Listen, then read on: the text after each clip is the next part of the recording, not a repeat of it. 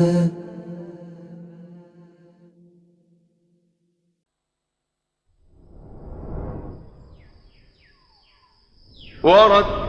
القرآن ترتيلا.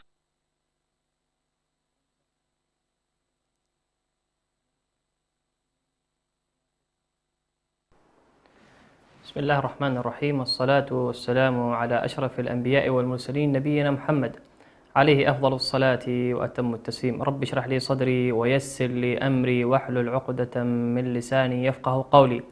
اللهم اجعلنا من الذين هدوا إلى الطيب من القول وهدوا إلى صراط الحميد. اللهم علمنا ما ينفعنا وانفعنا بما علمتنا وزدنا علما، إنك أنت العليم الحكيم. ربنا افتح بيننا وبين قومنا بالحق وأنت خير الفاتحين. أما بعد، فسلام الله عليكم ورحمته وبركاته، وجعلنا الله وإياكم من أهل القرآن الذين هم أهل الله وخاصته.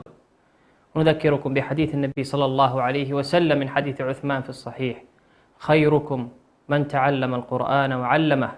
وفي الحديث والأثر الآخر قوله صلى الله عليه وسلم: لا أقول ألف لام ميم حرف، ولكن أقول ألف حرف ولام حرف وميم حرف. وقوله صلى الله عليه وسلم: الماهر بالقرآن مع السفرة الكرام البررة، والذي يقرأه وهو يتعتع أو وهو عليه شاق فله أجران. نذكركم أعزائي المشاهدين بأننا نستقبل تلاواتكم على الأرقام التي تظهر على الشاشة تباعا طيلة مدة البرنامج، أو على حسابات شبكة سلام الفضائية في منصات التواصل الاجتماعي، فأهلا بكم. كنا قد تكلمنا في الحلقات السابقة وقد طال بنا المسير ووصلنا إلى سورة الشرح، وقلنا قد أتممنا سورة الضحى، وهي سورة نزلت على نبينا صلى الله عليه وسلم. وها نحن الآن سنتكلم عن سورة الشرح، والارتباط بين الشرح والضحى وهو أن نبينا صلى الله عليه وسلم قد غم عليه وهم، فأنزل الله له هذه سورة الضحى بشارة له، وأردفها ربنا سبحانه وتعالى بسورة الشرح. قال ربنا سبحانه وتعالى مفتتحا هذه السورة الشريفة الكريمة، قال ربنا سبحانه وتعالى مخاطبا نبيه وممتنا عليه ليقوم هو صلى الله عليه وسلم بما يوجب الشكر.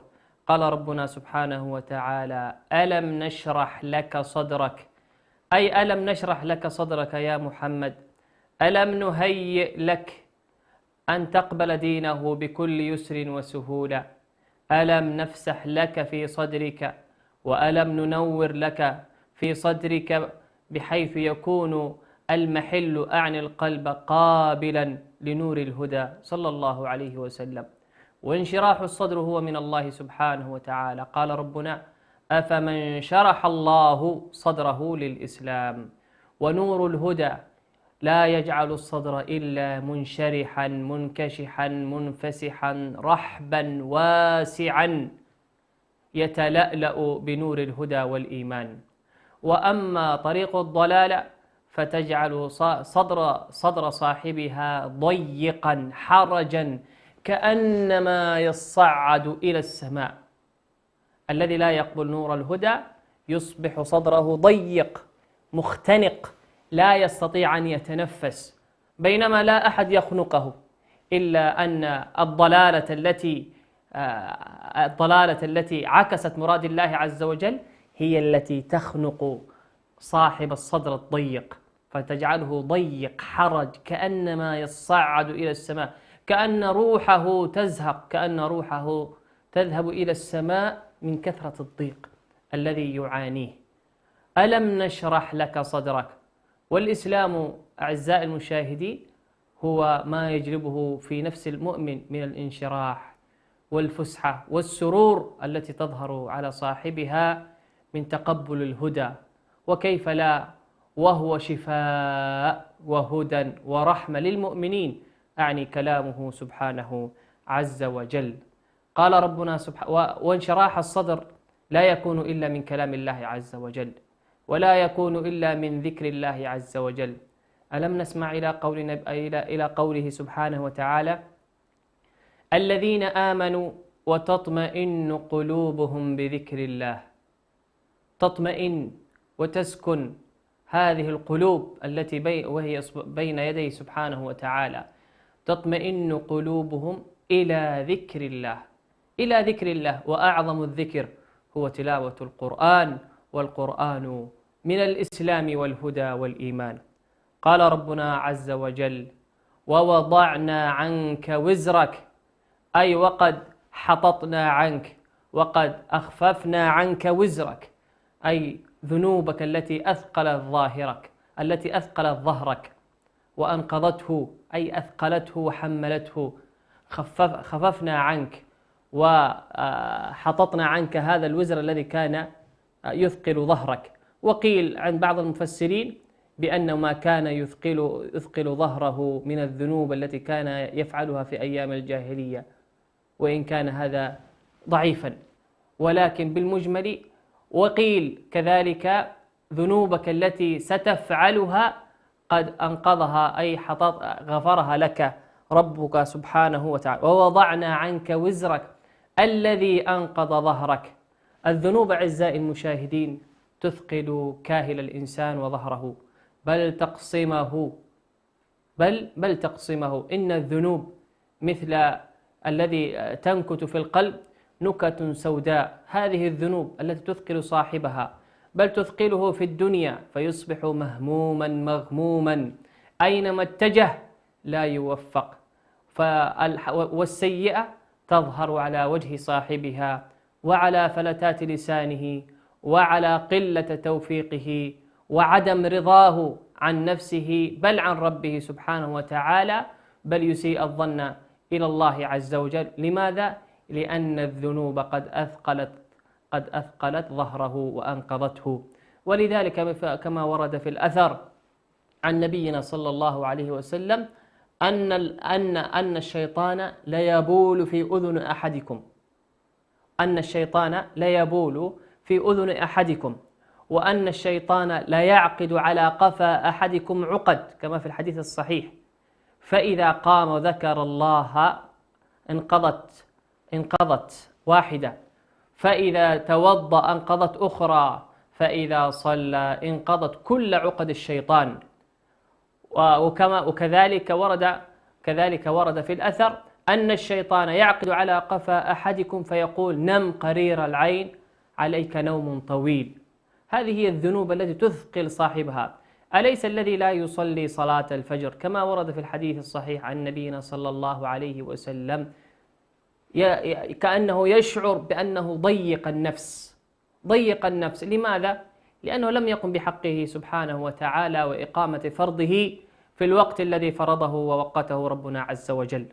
لذلك هذه السيئة. وأما الحسنة فتظهر على وجه صاحبها، كما ورد في أثر ابن عباس رضي الله تعالى عنهما أن الحسنة تظهر على وجه صاحبها نورا وانفساحا وانشراحا في صدره وكثرة توفيقه وسداد لسانه وإعانته على الحق، وأن الملائكة تعينه وتؤزه إلى الحق أزا. هذا هو من يفعل الحسنة. وكذلك من يفعل السيء الذي أنقض ظهرك. قال ربنا بعدها: ورفعنا لك ذكرك، أي يا محمد، أي رفعنا لك ذكرك، جعلنا ذكرك مرتبطا بذكر الله عز وجل. ألم نسمع إلى قول المنادي: أشهد أن لا إله إلا الله وأشهد أن محمد رسول الله، صباح مساء. ألم نسمع في خطب الأئمة والمسلمين: إن الحمد لله نحمده ونستعينه ونستغفره ونستهديه، إلى قولهم: ونشهد أن محمد رسول الله.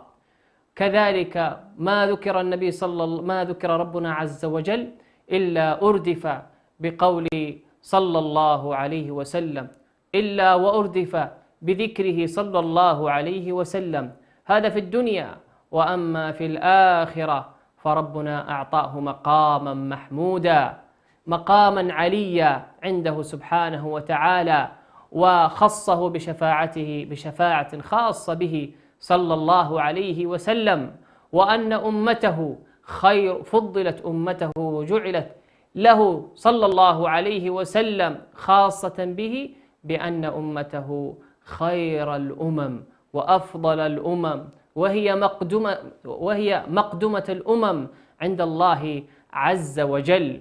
وأول أمة تدخل إلى جنة الله عز وجل هي أمة نبينا صلى الله عليه وسلم، ونبينا صلى الله عليه وسلم يشفع لها في الآخرة، وهذا من مقامه صلى الله عليه وسلم حينما يقول أمتي أمتي، وهو الذي يسقيهم من حوضه الشريف ومن يده الكريمة شربة لا ظمأ بعدها أبدا. هذا الذي يذكر وهو ورفعنا لك ذكرك، هذا ما فضله الله عز وجل لنبيه صلى الله عليه وسلم، بل ربنا عز وجل يدافع عنه حتى بعد مماته صلى الله عليه وسلم. قال ربنا بعد ذلك: فإن مع العسر يسرا، إن مع العسر يسرا، أي يا محمد إن مع العسر، مع الشدة والكرب والبلاء يسرا، يسرا. ولذلك ربنا عز وجل أردف اليسرين ونكره وجعل في كلمة العسر ألا التعريف للاستغراق، أي عسر مهما صغر أو كبر.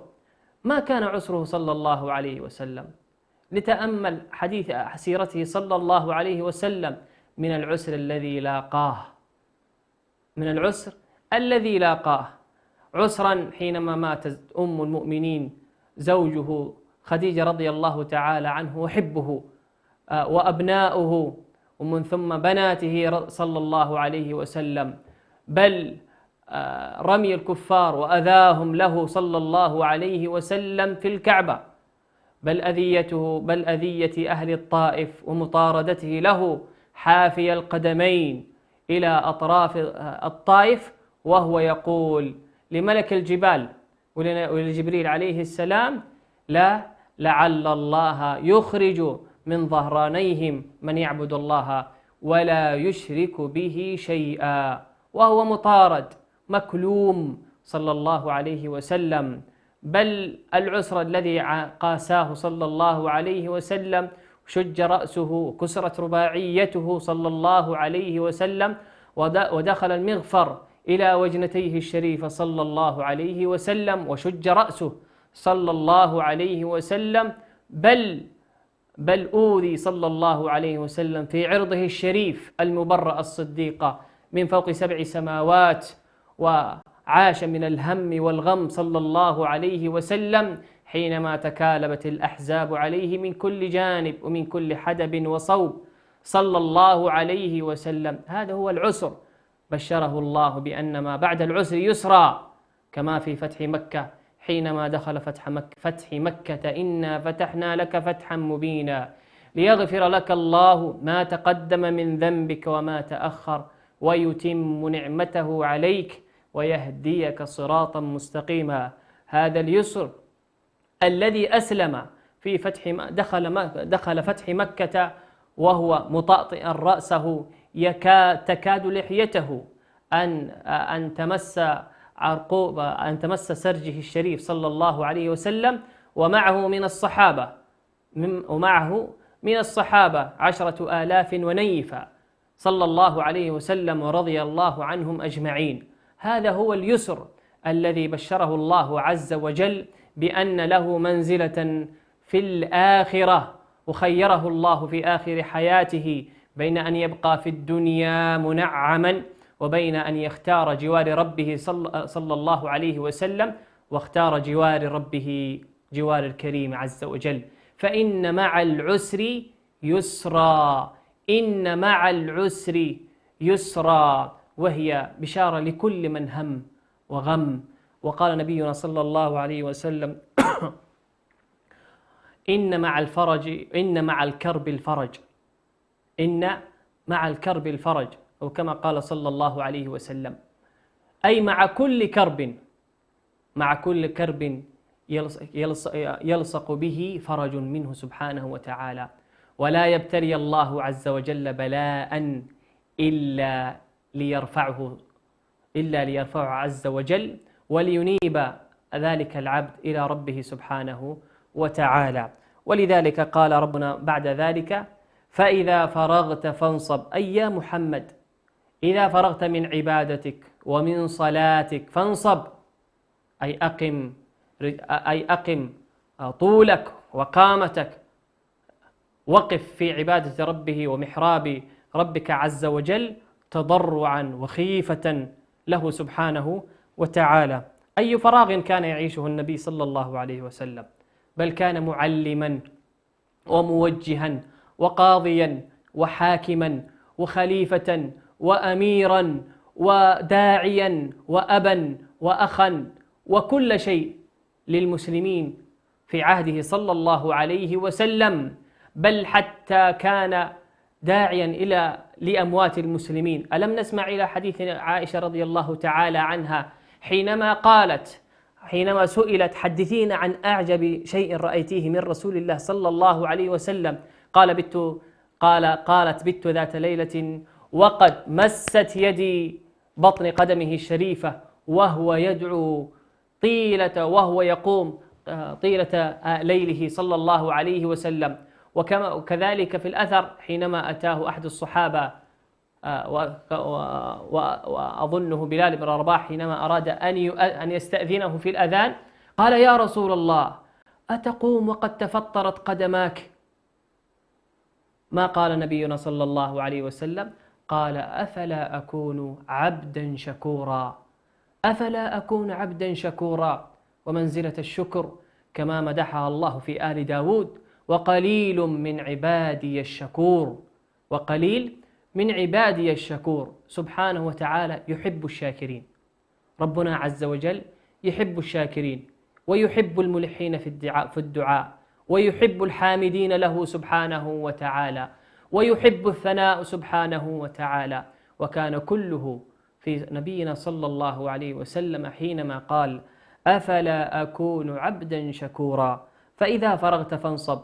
نبينا صلى الله عليه وسلم أي فراغ كان يعيشه، بل كان كما قالت أم المؤمنين أمنا عائشة رضي الله تعالى عنها وعن أمهات المؤمنين، قالت: ما كان يفعل نبينا صلى الله عليه وسلم في بيته. فماذا قالت عائشة رضي الله تعالى عنها؟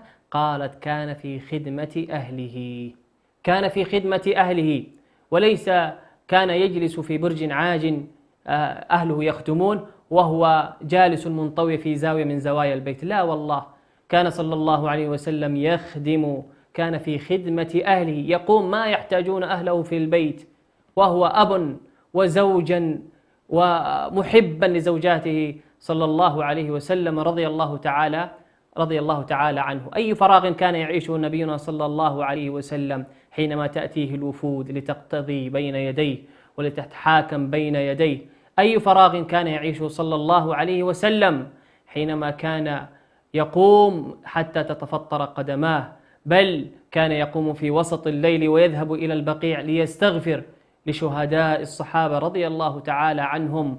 هو صلى الله عليه وسلم هذا نبيكم، فإذا فرغت فانصب، والله قال له: فإذا فرغت فانصب وإلى ربك فارغب، أي إلى ربك فتضرع بالدعاء. أليس نبينا صلى الله عليه وسلم دعا ربه وتضرع حتى وقع ما كان يلبسه صلى الله عليه وسلم ويحتويه على كتفه، فأخذه أبو بكر الصديق ويقول: هون عليك يا رسول الله. فما كان منه نبينا صلى الله عليه وسلم إلا أنه قال: إن ربي وعدني وعدا وإنه لناجزني. وكان ذلك في معركة بدر الكبرى. أي تضرع كان يتضرعه صلى الله عليه وسلم في الأحزاب، وأي تضرع كان يتضرعه في شعاب مكة حينما كان محاصرا في الشعب 3 سنين. نبينا صلى الله عليه وسلم وتضرعه أمر عجيب صلى الله عليه وسلم، وهو مدرسة للتضرع، والله يحب الملحين والمتضرعين له في الدعاء. فما كان منا إلا أن يكون لنا أسوة حسنة لمن كان يرجو الله واليوم الآخر. والدعاء كما قال ربنا عز وجل: ادعوني، وقال ربكم ادعوني أستجب لكم. والدعاء هو أن لا تكون بينك وبينه سبحانه وتعالى واسطة، وخير مواضع الدعاء في السجود له سبحانه وتعالى والانكسار بين يديه. ولذلك شرع لنا أن إذا قحطت الأرض وأجدبت أن نقوم ونتضرع إلى الله عز وجل، وأن نقلب ما نلبسه تفاؤلا بأن ينقل الله عز وجل حالنا إلى حال أفضل. ولذلك حري بالإنسان أن يتدبر سورة الشرح، هذه السورة الشريفة الكريمة التي أنزلت على نبينا ونبيكم محمد صلى الله عليه وسلم، لعلها تشرح لنا. والقرآن هو شرح لما في الصدور، وشرح لما في القلوب، وشرح لكل شيء. ألم نسمع إلى قول نبينا صلى الله عليه وسلم في خير الدعاء حينما قال اللهم، أو الدعاء الذي من أصابه هم وغم، قال نبينا صلى الله عليه وسلم من دعا بهذه الدعوات فرج الله همه وكربه، وهو قوله صلى الله عليه وسلم اللهم إنني أنا عبدك وابن عبدك وابن أمتك ناصيتي بيدك ماض في حكمك عدل في قضاؤك أسألك بكل اسم هو لك سميت به نفسك أو أنزلته في كتابك أو علمته أحدا من خلقك أو استأثرت به في علم الغيب عندك أن تجعل القرآن العظيم ربيع قلبي ونور صدري وجلاء حزني وذهاب همي وغمي. هو القرآن يشرح كل شيء، هو القرآن الذي يشفي صدور المؤمنين، هو القرآن الذي من كان له هم وغم فليقرأ القرآن، ومن كان له هم وغم فليبشر بأن مع العسر يسرا، إن مع العسر يسرا. ومن كان له هم فلينصب في عبادة ربه عز وجل، ومن كان له هم وغم وبلاء فلا ينسى أن يتضرع إلى رب البلاء ورب اللأواء ورب الشدة والرخاء، ربنا عز وجل الذي يحب الدعاء، إنه ولي ذلك والقادر عليه. ها نحن وصلنا إلى آخر تفسير سورة الشرح، وأسأل الله عز وجل أن يشرح صدورنا وأن ييسر أمورنا وييمن كتابنا في يوم نلقاه سبحانه وتعالى. أعزائي المشاهدين، فاصل ثم نواصل. ورتل القرآن ترتيلا.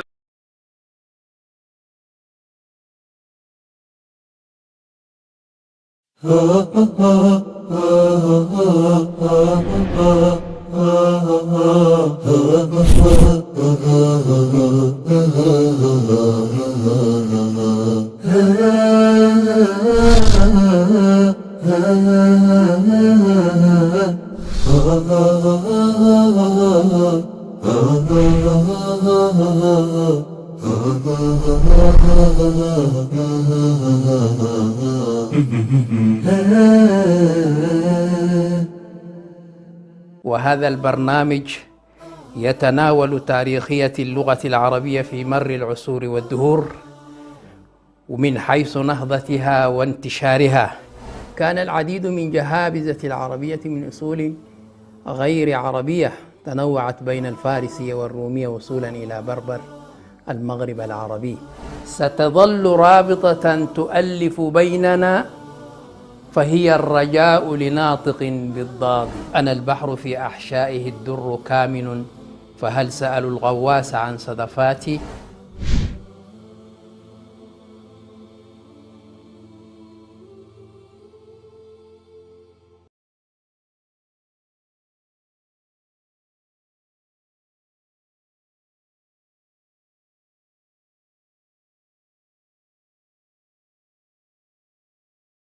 نعتز بهويتنا، نعتز بتقاليدنا، نعتز بديننا كمسلمين إريتريين، نعتز بوطننا وأرضنا.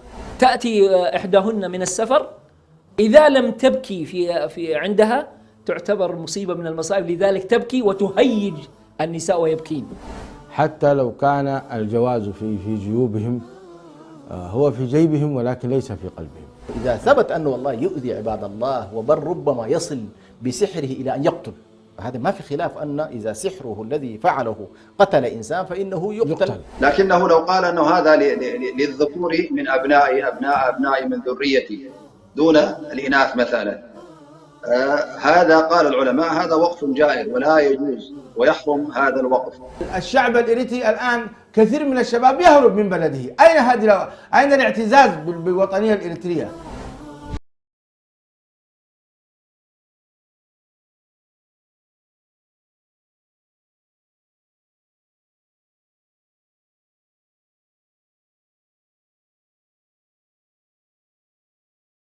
الأسرة تلعب دور كبير جدا في حفاظ وتوريث الهوية الإسلامية والوطنية بالتحديد أيضا لأبنائها. الهوية الإسلامية موجودة، ولكن للأسف الهوية الإريترية أو الهوية الوطنية طمست. إنما أصبح الطلاق الآن تحت مظلة الزواج، أصبح هناك طلاق داخل بيت الزوجية. الطلاق النفسي والطلاق العاطفي هو الأكثر انتشارا في الواقع الحالي مع الأسف الشديد. إنه المتطوع نفسه ما يكون فاهم رسالة الجمعية أو العمل التطوعي اللي هو بيشتغل فيه. الأسرة الإريترية في الخارج كيف تحافظ على نجاحها وسعادتها في ظل الغرب مثلا؟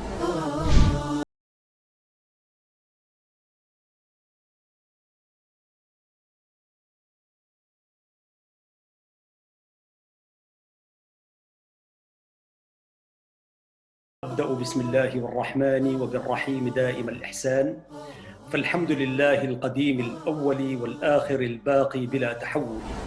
أكرم بقوم أكرموا القرآن وهبوا له الأرواح والأبدان، وكما قال الشاعر: الحي حي من حياة لسانه.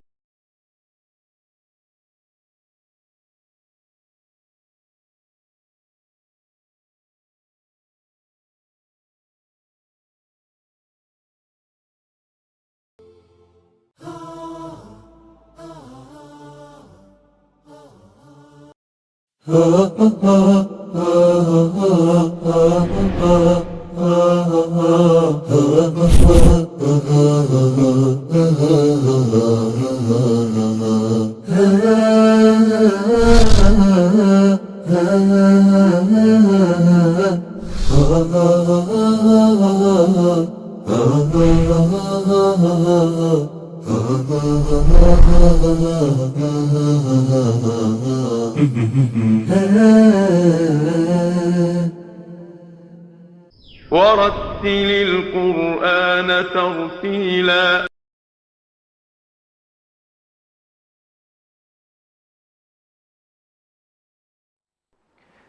بسم الله الرحمن الرحيم، والصلاة والسلام على أشرف الأنبياء والمرسلين. عدنا لكم أعزائي المشاهدين في القسم الآخر من الحلقة، وهو ما يتعلق بأحكام التجويد والتلاوة.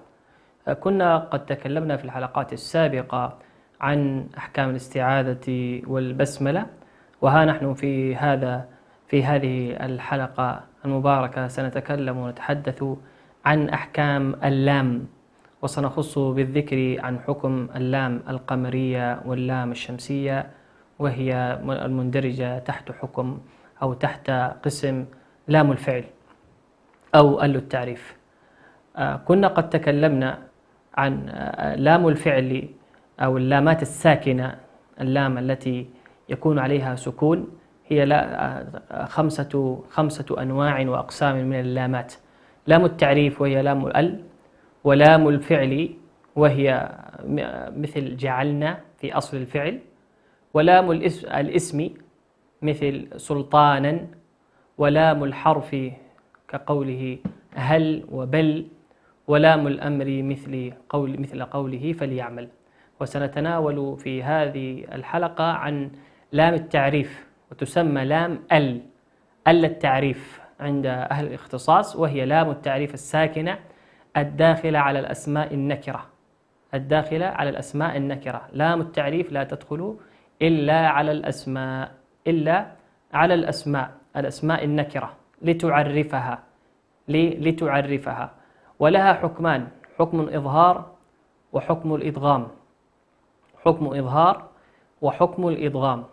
فحكم الإظهار تسمى لاما قمرية، وحكم الإدغام تسمى لاما شمسية. وسنشرح في هذه الحلقة ما معنى لام قمرية وما هي حروفها، وما معنى لام شمسية وما هي حروفها. مناصفة الأحرف هي 14 حرفا لكل منهما.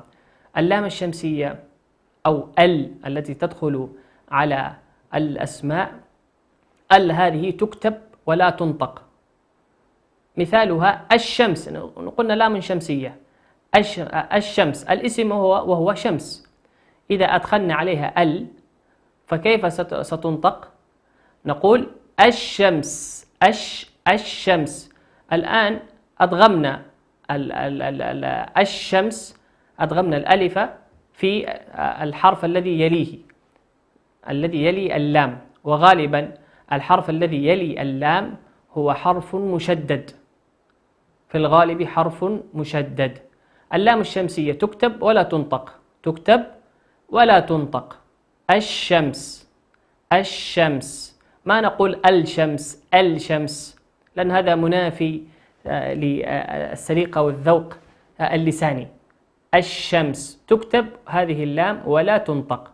كذلك هذه اللام خالية من أي حركة، هي ساكنة. كذلك الحرف الذي يلي هذه اللام، أعني اللام الساكنة، هو دائما يكون مشددا. الشمس. الشمس. الشر. الشر. هذه ما يطلق عليها لام شمسية، وهي 14 حرفا. إذا أتت بعد اللام الساكنة هذه الأحرف التي سنذكرها بعد قليل معناها لاما شمسية، تكتب ولا تنطق. طيب اللام القمرية، اللام القمرية تكتب وتنطق. مثاله القمر. القمر. القمر. لام ساكنة أتى بعدها حرف القاف، والقاف من حروف اللام القمرية. ودائما الحرف الذي يلي اللام دائما يكون حرفا متحركا، حرفا متحركا، إما أن يكون مفتوحا أو مضموما أو مكسورا. القمر. القمر. ما هي الحركة التي على حرف القاف؟ هي الفتح. القمر. الوطن. يعني الجوال. ولها 14 حرفا سنذكرها بعد قليل. أحرف اللام الشمسية كما ستظهر الآن في الشاشة، أحرف اللام الشمسية مذكورة، هي حروف اللام الشمسية هي الطاء والثاء والصاد والراء والتاء والضاد والذال والنون والدال والسين والظاء والزاي والشين واللام. هذه حروف اللام الشمسية. يعني لا تقول على سبيل المثال في قوله عز وجل الطور، ما نقول الطور. لماذا؟ لأن الطاء من حروف اللام الشمسية. الطور. كذلك حرف الثاء، ما نقول الثاء لا، نقول الثاء. وكذلك الصاد والراء والتاء. وأما حروف اللام القمرية وهي تكون مظهرة لا تدغمها، هي الحروف كما في قوله ابغي حجك وخف عقيمة. الهمزة، حروف اللام القمرية الهمزة والباء والغين والحاء والجيم والكاف والواو والخاء والفاء والعين والقاف والياء والميم والهاء. على سبيل المثال الأرض. الأرض أصل الاسم أرض، إذا أضفنا التعريف نقول الأرض مظهرة. كذلك على سبيل المثال في حرف الباء، في حرف الباء البقرة، على سورة البقرة البقرة، لام ساكنة أتى بعدها حرف الباء، والباء من حروف اللام القمرية تظهر كما هي البقرة. البقرة. الغين على سبيل المثال، الغين مثاله الغيث. الغيث أي المطر.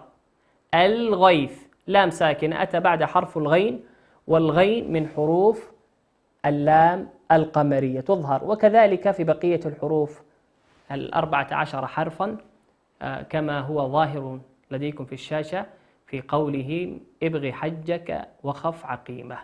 هذا ما كان في ما يخص اللام الشمسية واللام القمرية.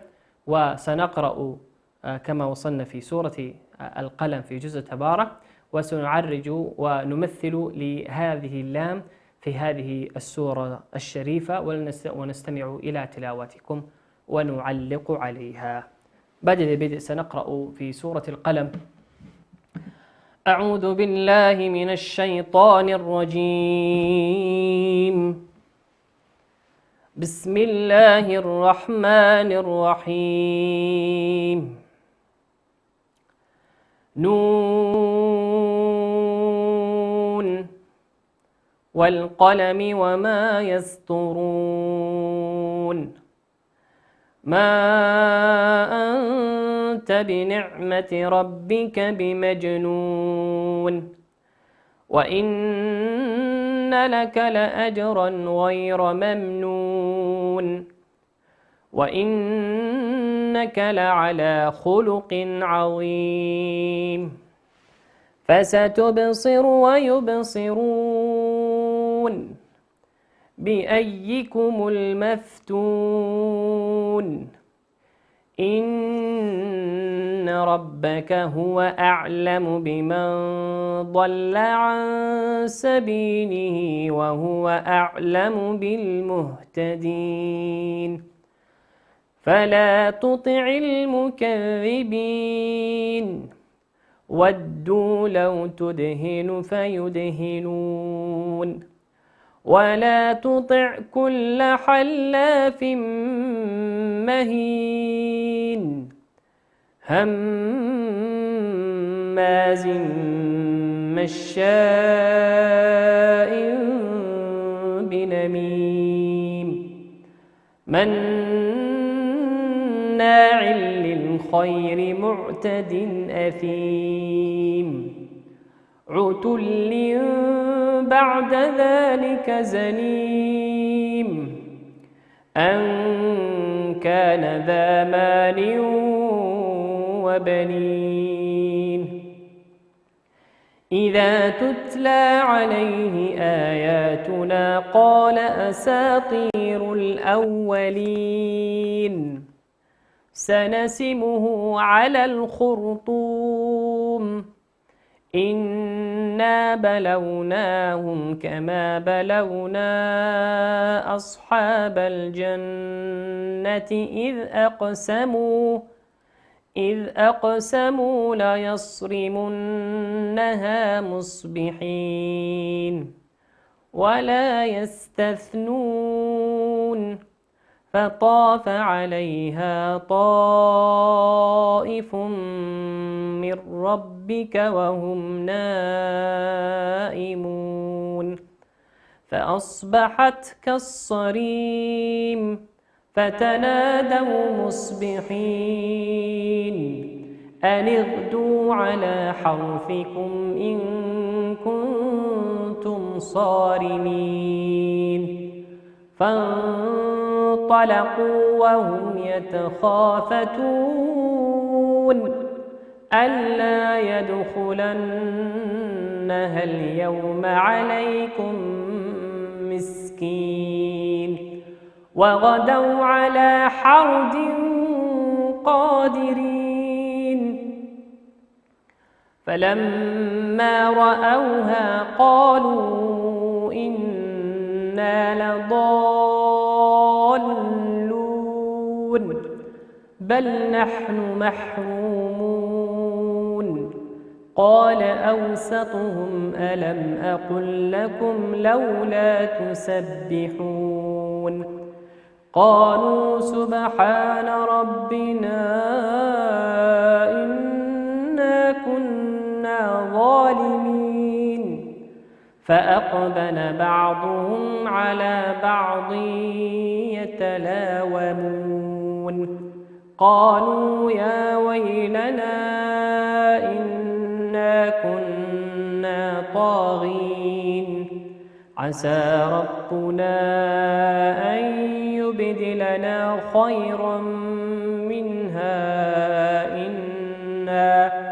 إنا إلى ربنا راغبون كذلك العذاب ولعذاب الآخرة أكبر لو كانوا يعلمون إن للمتقين عند ربهم جنات النعيم أفنجعل المسلمين كالمجرمين ما لكم كيف تحكمون أم لكم كتاب فيه تدرسون إن لكم فيه لما تخيرون أم لكم أيمان علينا بالغة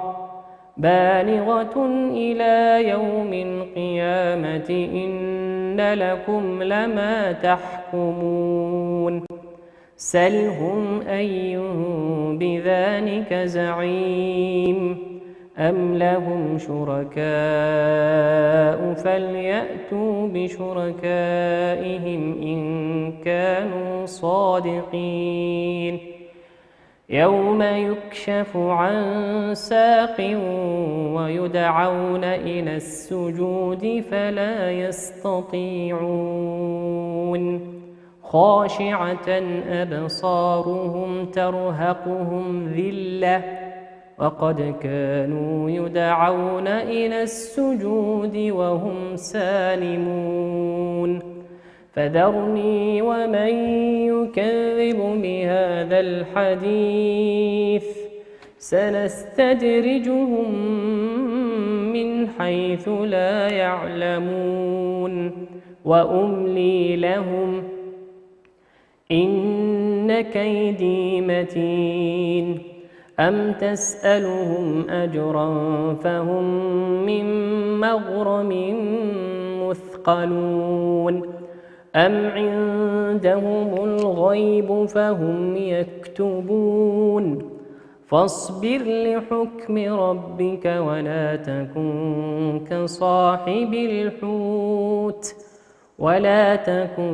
كصاحب الحوت إذ نادى وهو مكظوم لولا أن تداركه نعمة من ربه لنبذ بالعراء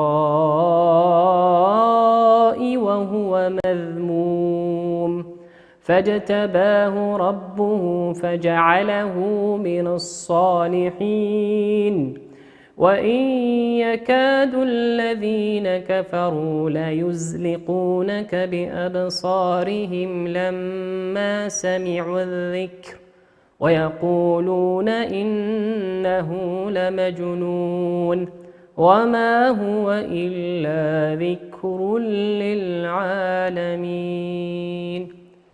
لعلنا نستمع بعض تلاواتكم التي تم إرسالها لنا على شبكات التواصل، ونذكركم مرة أخرى بأننا نستقبل تلاواتكم على الأرقام التي تظهر على الشاشة تباعا طيلة مدة البرنامج أو على شبكة أو على حسابات التواصل الاجتماعي لشبكة سلام الفضائية. ولعلنا نستمع إلى بعض تلاواتكم ونعلق عليها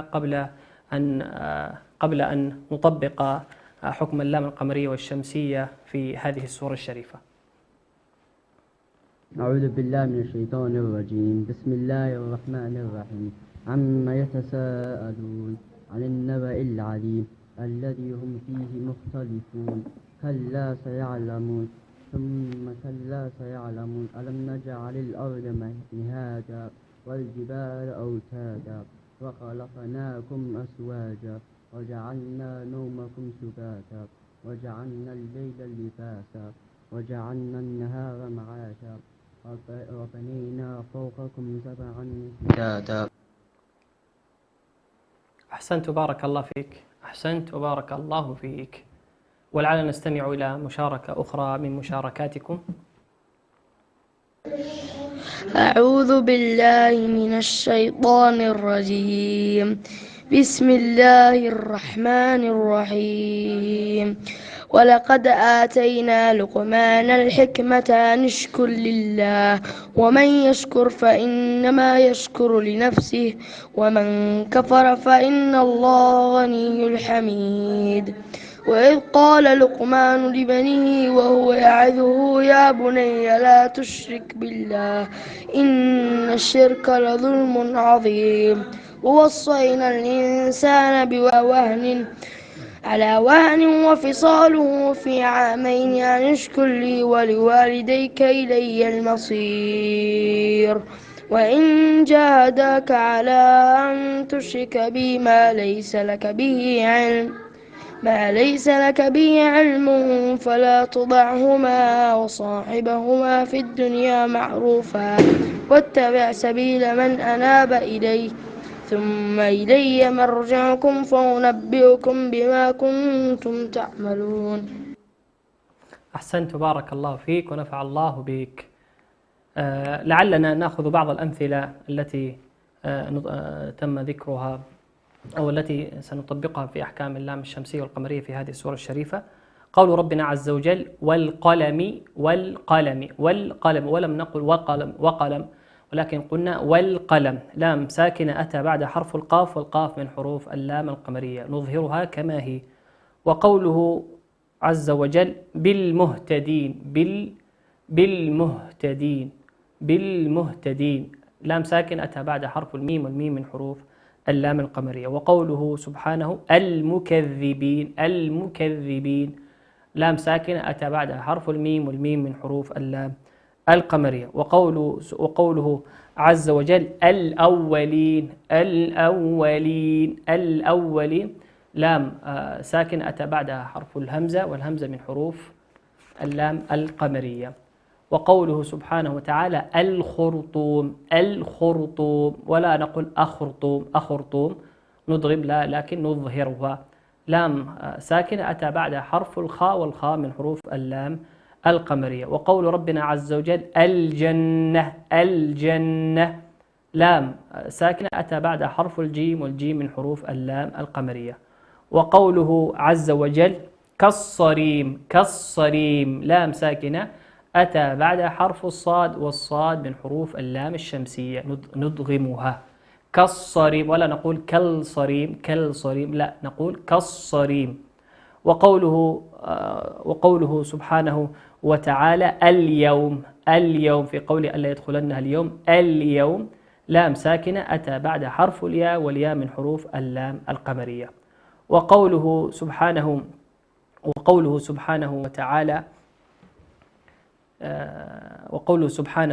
وتعالى العذاب ما نقول أعذاب نضغم لكن نظهرها.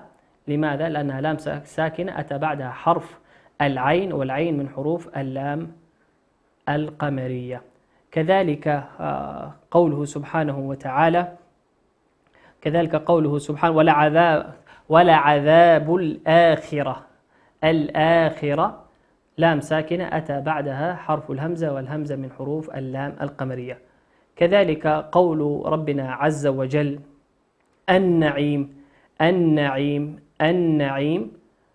لام ساكنة أتى بعدها حرف النون والنون من حروف اللام الشمسية ندغمها النعيم ولا نقول النعيم نقول النعيم. وقوله عز وجل المسلمين لام ساكنة أتى بعد حرف الميم والميم من حروف اللام القمرية. وقوله كالمجرمين لام ساكنة أتى بعد حرف الميم والميم من حروف اللام القمرية. وقول ربنا عز وجل القيامة لام ساكنة أتى بعدها حرف القاف والقاف من حروف اللام القمرية لا ندغمها لكن نظهرها ما نقول أقيامة لكن نقول القيامة. وقوله سبحانه وتعالى السجود لا نقول السجود نقول السجود ندغم لام ساكنة أتى بعدها حرف السين والسين من حروف اللام الشمسية. وقوله عز وجل في الآية الأخرى يدعون إلى السجود، إلى السجود، لا نقول إلى السجود، السجود، لا نقول السجود، لام ساكنة أتى بعدها حرف السين، والسين من حروف اللام الشمسية. وقوله عز وجل الحديث ومن يكذب بهذا الحديث، الحديث لام ساكنة أتى بعدها حرف الحاء، والحاء من حروف اللام القمرية. وقوله سبحانه وتعالى أم عندهم الغيب، أم عندهم الغيب، الغيب لام ساكنة أتى بعدها حرف الغين، والغين من حروف اللام القمرية. وقوله سبحانه وتعالى الصالحين، الصالحين لام ساكنة أتى بعدها حرف الصاد، والصاد من حروف اللام الشمسية ندغمها الصالحين، لا ننطق اللام نقول الصالحين.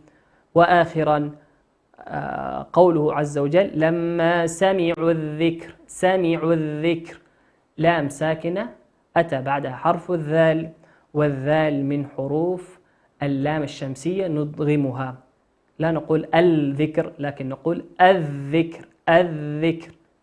وبهذا نختم كل أمثلة أو أمثلة أحكام اللام الشمسية أو اللام القمرية في هذه السورة الشريفة سورة القلم. أعزائي المشاهدين، بهذا الحديث كنا وصلنا إلى نهاية الحلقة. ندعوكم في نهاية هذه الحلقة إلى المشاركة وإرسال تلاواتكم وتدبر حديث نبينا صلى الله عليه وسلم، ونبيكم خيركم من تعلم القرآن وعلمه.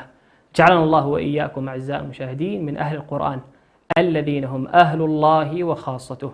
إلى لقاء آخر أعزائي المشاهدين، أدعكم في حفظ الله ورعايته وعنايته، والسلام عليكم ورحمة الله وبركاته. ورتل القرآن ترتيلا.